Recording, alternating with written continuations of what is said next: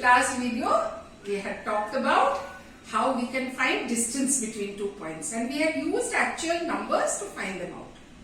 But if every time I don't want to do that, then is there any particular formula we can use to quickly find distance between 2 points? It turns out there is. Let us find out. Let us take any 2 points P and Q. Okay? And because we are trying to find a general formula, let us not use numbers, let us use 2 variables. So x1, y1 are 2 variables, and again x2, y2 are 2 different variables. From what we already know about coordinates, let us see whether we can draw perpendiculars from these points to the 2 axes, x-axis and y-axis, and see whether we can set up the right angle triangle that we talked about in the previous video. For first time, firstly we will join these 2 points. Okay? Then we will drop a perpendicular from here to here, drop a perpendicular from here to here, drop a perpendicular from here to here, and one from here to here. Okay? And to make the right angle triangle complete, this one is the right angle triangle. I am joining this as well. Remember, all these are perpendiculars. Okay? Now let us see whether we know the lengths of some of these. Some of these. Okay? Let me call this R. Okay? Do I know QR? That's my question to you. It turns out actually we do. Now let's see how we can derive that. We know P is x1, y1. What is x1? This portion or this portion? Whichever way you look at it. So this I can call as x1. What is y1? From here to here. So this is x1 and this is y1.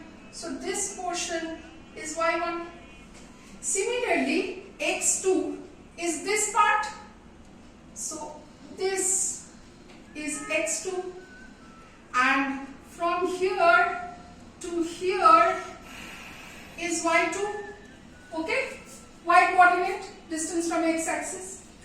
Then if this part is y2 and this part is y1, so this whole thing is y2 and up to this much is y1. See, this is y1, so this much is also y1. Then this whole thing is y2, this much is y1. How much is this much then? y2 minus y1. So I can write that here.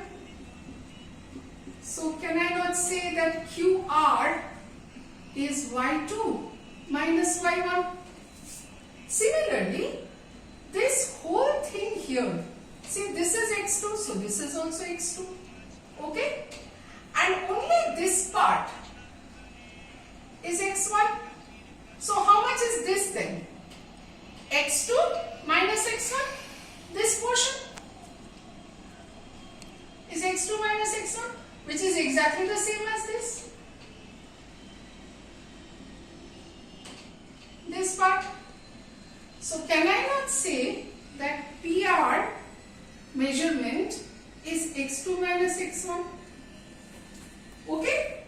Now when I say I want to find the distance between 2 points, distance between P and Q, please remember that this is the hypotenuse of the triangle PQR.